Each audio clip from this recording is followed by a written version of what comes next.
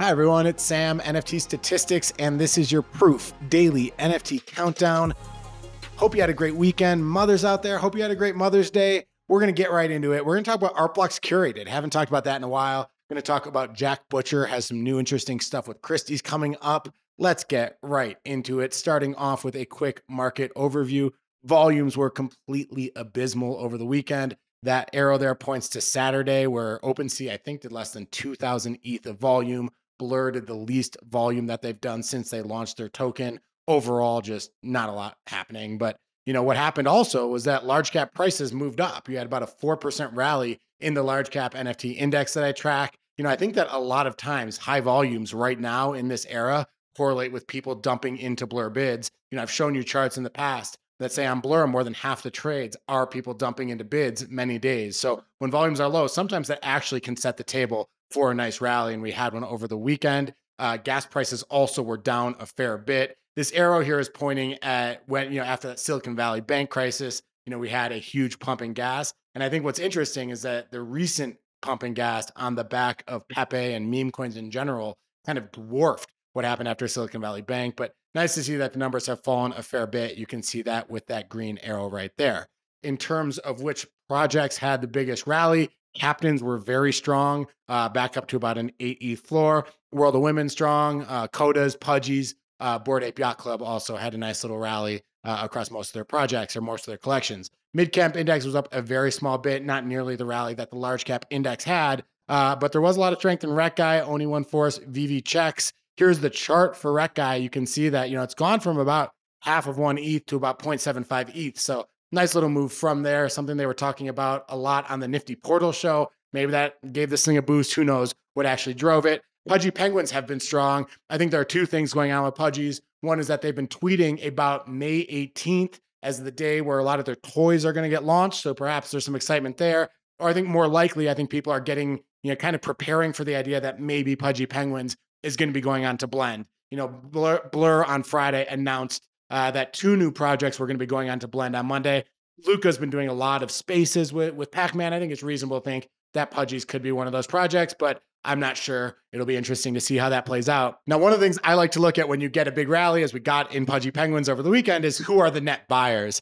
This chart here this table looks at who the buyers were. Pretty much everybody who bought 3 or more penguins. And what you can see in that pink column is that everybody but 2 of them have also sold 6 or more penguins over the past few months. And most of these purchases were done by people who won bids on Blur. Now, this does not mean that they're going to sell. A lot of long-term holders do like to trade in and out of their positions. So this is not a definitive chart, but I think right now we're just in an environment where people are taking profits a lot more quickly, where the big buyers are people who are in it for quick flips. So I don't know. I'd be a little bit more encouraged if it felt like you had some longer-term holders doing the sweeping here. Again, there's a lot we don't know, but that was one thing I noticed when I dug into this rally. Here's the announcement from Blur saying that 2 projects are coming.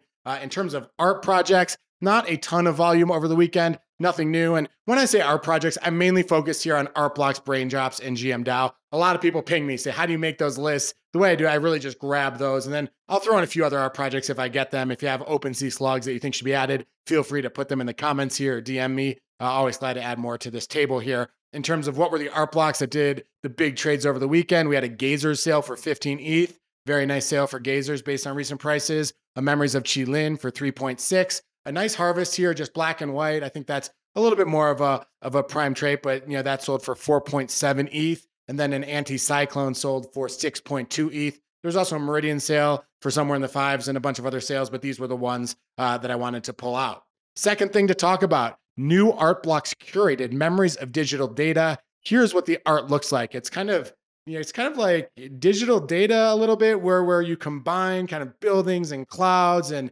maybe some water, all into a bit of an old school looking type of look. Now, I haven't been talking about art blocks curated all that much lately. And the main reason is because ever since the harvest, the projects that have been launched on Curated, and Curated are the ones that their board picks as really rising above the rest, as introducing something new to the world of generative art. If you look at the past 8 projects, only Cargo, which we've talked about, only Cargo really has grown to a market cap all that much above 150 ETH.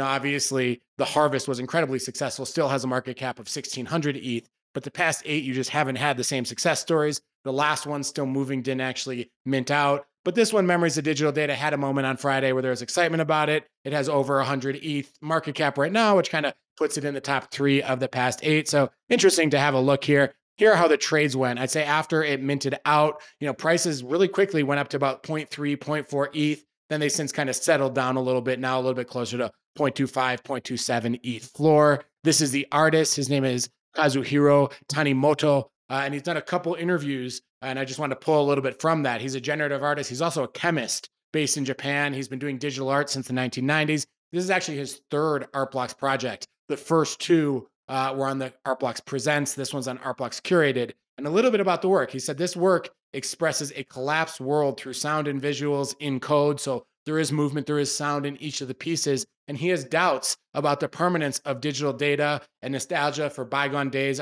which are at the root of this project. And he says, he's had different data that he stored going back to 1990 that is no longer readable, partially because the data just doesn't work anymore, partially because there is no software that can read the data that was popular back in 10 years ago. So he's saying, so one of the questions that's at the core is the data on the blockchain persistent? He says, as its apologists believe, I think it will persist if various conditions continue to be met, but that is not a foregone conclusion. So kind of an interesting question here about the permanence of blockchain data being readable in the future. And I think his art project in some ways wanted to look into that. So interesting curated drop, got a little bit of attention, wanted to talk about it. Third thing to talk about, Jack Butcher releases Chex Element. Now, Jack Butcher is just kind of constantly churning out more new ideas. And I thought this was kind of cool too. Here are pictures of 4 of the prints/NFTs that he is looking to put out. He said here in his tweet that Chex enters the atomic world via classifications of physical matter that has been defined for centuries: earth, fire, water, and air. I think one thing that's very interesting to Jack is like, what does consensus kind of land on? And he thinks that these 4 elements are elements that kind of people from different sides of the ocean at all times have landed on as what makes up the planet at some level. As far as what the art blocks, or not art blocks, as far as what the NFT in this art project is, Chex Element is a 152-piece collection, and it's hand-finished prints, 30-inch by 42-inch monoprints, as well as NFTs into one package that are going to be available. He worked with a very legendary printer to make the prints. These are the 4 main ones: water, air, earth, fire, the 4 elements, a little bit more titled Chex Elements. And what he's going to do with these 4 is that they're first going to be auctioned at Christie's. Those are going to be the first ones are going to be an auction at Christie's where you both get the print as well as the NFT. And then there are going to be 6 tiers of auctions following it. And those 6 tiers of auctions start on the 101st day of Chex. Anybody who owns a Jack Butcher NFT and bids on these auctions will get a bidder's NFT as well. So all kind of interesting stuff. Excited to see how it plays out. What I think is that this shows that Christie's, Sotheby's, they know that some of the, partially because there is still a fair bit of money in the NFT ecosystem, they know that some of the artists, who should be on Christie's, who should be on Sotheby's, the contemporary artists, the modern artists who are really getting the highest price tags right now, a lot of them are in NFTs, and they're welcoming people like Jack who are just so much at the cutting edge for most of 2023 as far as kind of the experiments and the thought experiments and art experiments that he's doing. Last thing to talk about is a few notable sales. The first is this DeGods, which was just a crazy drama. It sold for 99 ETH. And I don't know the history of whales in DeGods, but the person who owned this NFT, his name is Erkan. Like, Erkan was the top whale in the space. And as a result, when DeGods created their second version of the art, they made this NFT, which was one of Erkan's, the number 1 NFT. It has all sorts of traits that are very unique to this one, and it's the number 1 rank. So it was very kind of shocking to the community that it got stolen. Here in his first tweet, he says, "Look like I've been drained. Could someone help? I changed to a DeGod PFP and it disappeared from my wallet." Who knows, maybe just because he comes from the Solana ecosystem, some of the scams were a little bit less familiar to him. I'm not sure exactly how it happened. What happened next was Psyduck, who is another whale in the DeGods ecosystem who swept a ton, went and bought it. He bought it from the scammer who listed it on Blur. It was frozen, but it was listed on Blur for 99 ETH, and Psyduck went and bought it. And he said, "Hey, I got your NFT back. Let me know if you want to buy it back for what I paid." Erkan said he's working with Zach XBT to try to figure out what happened. He said he also DM'd Psyduck, and lo and behold, shortly after, it was Erkan who bought it back for 99 ETH. This is the highest ETH sale for DeGods ever. So who knows? Just kind of an interesting drama between a couple of the biggest figures in the space. I'm not in the space, but so I'm by that I mean I'm not like a DeGods holder. I'm not in those discords, but still kind of interesting to see how that one all played out. In terms of art, this piece called Hello World by Omocheese. Omocheese sold for 4 ETH. Here's Omocheese thanking the buyer, saying, just very excited that there are people who love her art or his art, not sure. This NFT also comes with an aluminum art panel produced by Gasho 2.0. I don't know what that is, but it's probably some sort of cool print that goes with it. Omocheese, I believe, is based in Japan and has had some pretty big sales in the past, one for 5.55 ETH and a few in this 3 to 5 ETH range. So a 4.0 ETH sale is kind of at the top end of the range. So nothing to scoff at. Congrats for that. And this piece, Spirit Animal by 0010, sold for 5 ETH. This was on secondary. We talked about 0010 in April and a lot of the success that artist has had. You can see here there have been sales for 8.7 ETH, 5.2, 10 ETH, 12 ETH, and a few more. So quite successful artist, and nice to see that secondary sale. And then the last one to talk about, this piece, Faces in Possession, sold for 6.6 ETH, one of the biggest sales on Super Rare over the weekend. And this is by Botto Project, which we know is an AI algorithm that as people kind of vote on which pieces they like, and through that trains the algorithm to make different pieces. There's also a token, the Botto token, which actually gets the proceeds from a lot of these sales as well as the royalties. So